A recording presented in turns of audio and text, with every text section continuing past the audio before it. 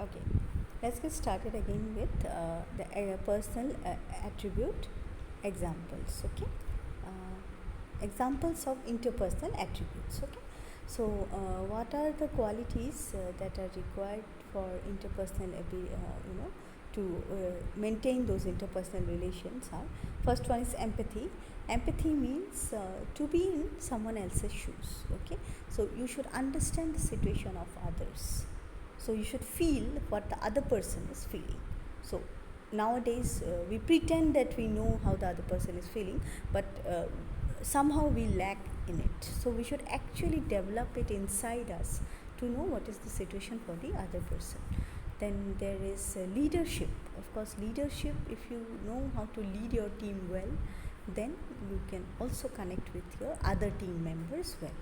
Communication is very, very important, because if you do not communicate, you will never know what are the problems and how to solve them. Teamwork. So for teamwork, what you need is you need some greater understanding of their problems, and you should work as a team. Okay, team means to be together. Good manners. Of course, if you are the boss, or if you are leading a team, you should be polite enough and understanding enough, and so that people actually wants to work with you. Because if you are not having the basic manners, like if a person comes to your office and you are not even offering a seat to that person, if you are not telling him, please sit down, okay, I have some talk with you, and you the person enters and you see what happened, why you were with that blunt face in front of me.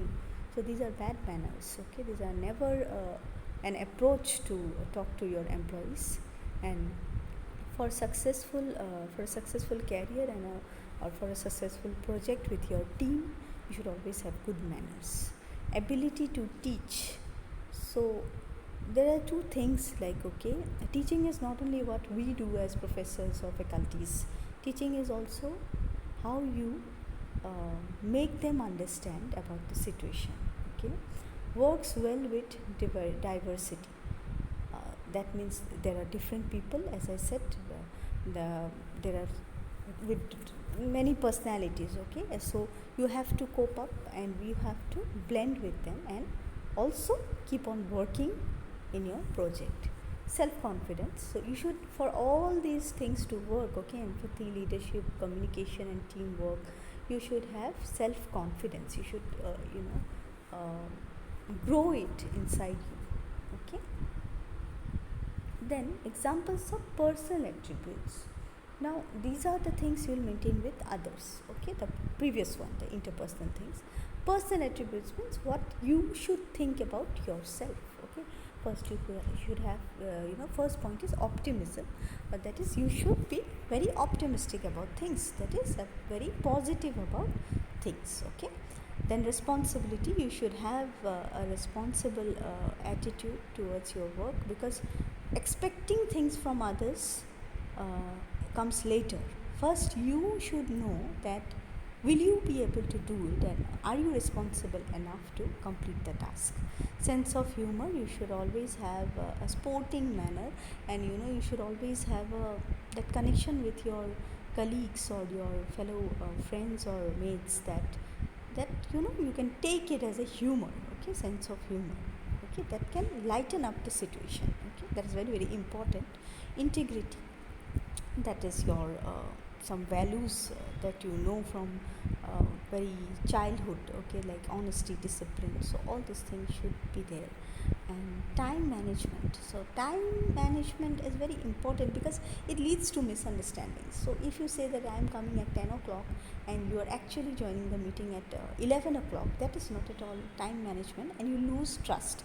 And when you do this repetitively, people think that this is not a good way to start.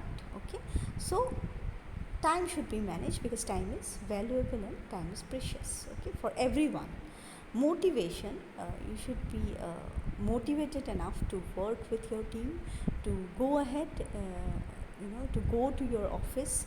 There should be a motivation factor. Motivating factor should be like, you should be clear enough that what you want in life. Then common sense. Common sense means Of course, there are some things, you know, you should understand by yourself that this is common sense. Like, mm, sometimes what happens that there's a situation in your office that you know, a tube light or any defect is there or from the infrastructure side. So you should use your common sense why this thing happened, rather than jumping into conclusion that someone else did that. Okay, so common sense is very important, because if you keep on assuming things in a different angle, it will lead you into trouble. It's often said that hard skills will get you an interview, but you need soft skills to get the job.